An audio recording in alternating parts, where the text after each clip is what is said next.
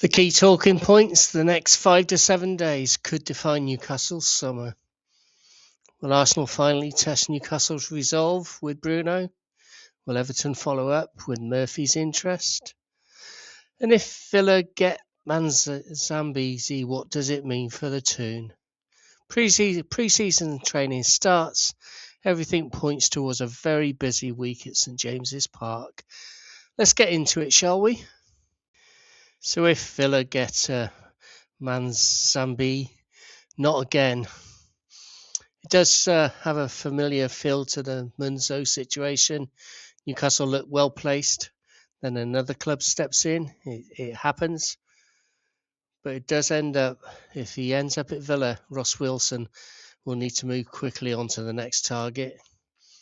Newcastle United looks set to miss out on Johan Manzambi, with Villa now leading the race for the highly rated midfielder. While nothing is official yet, it echoes of the Victor Munzo saga, in which Newcastle appeared well placed before another Premier League club swooped in. If this happens, it's another one that slips away after Newcastle appeared to be in a strong position. It feels so similar to Munzo deal, encouraging signs, then a late twist. Hopefully, there's already an alternative lined up. And if Villa complete this deal, it will be another frustrating near miss. The focus will then shift to Ross Wilson and whether Newcastle already have an alternative target ready to pursue in the transfer market. Watch this space, I guess. On a more positive note, the first team are back in training on Monday, today. This isn't just the first day back, it's the first day of Newcastle's next chapter. With new faces arriving, transfer speculation still swirling, and Eddie Howe looking to bounce back from a frustrating campaign last season. Every training session over the next few weeks could shape the season ahead. The hard work starts today on the grass at Benton. So today marks the first day at Benton with a wave of new players, and Eddie Howe and his coaching staff begin laying the foundations for what promises to be a pivotal 26-27 campaign. So the first group expected back, Johan Manzambi, Sean Steur, Torrey, Sven Botman, Lewis Hall, Harvey Barnes, Nick Pope, if he's still in the squad, and a number of academy players, plus plus Joe Linton and a few others of the regulars, Miley.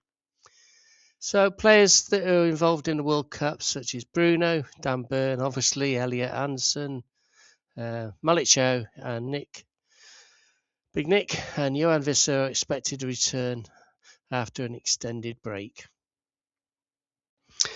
The Bruno saga takes another step and it continues to dominate. Keith Downey is now reporting that Bruno has directly informed Newcastle that he wants to join Arsenal if a deal can be agreed. Importantly, Arsenal have not submitted an official bid.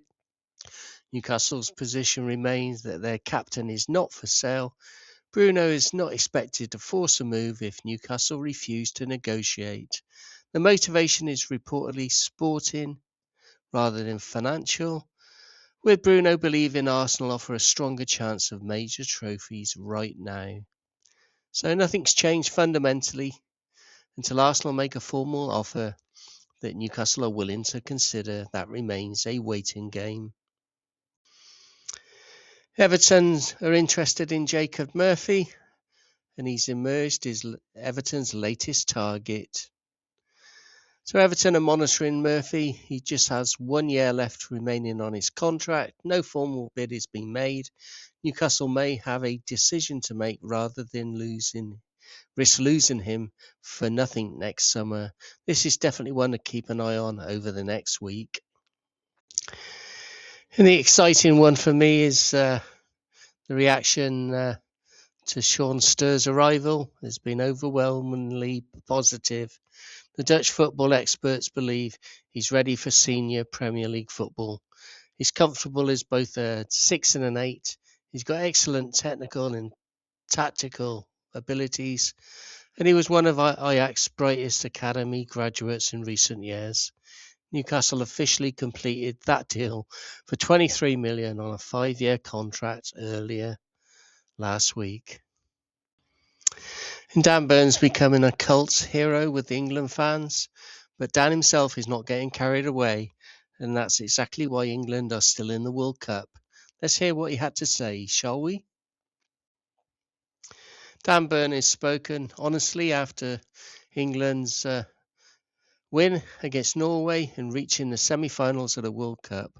The Newcastle United defender explains why he's ignoring the growing hype, praises England's resilience, and admits the team still has another level to reach.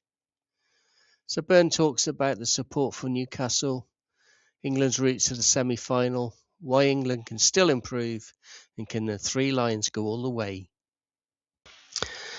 So no, he's not getting carried away, Dan Byrne, and he's revealed he's deliberately avoiding the hype surrounding England's World Cup run.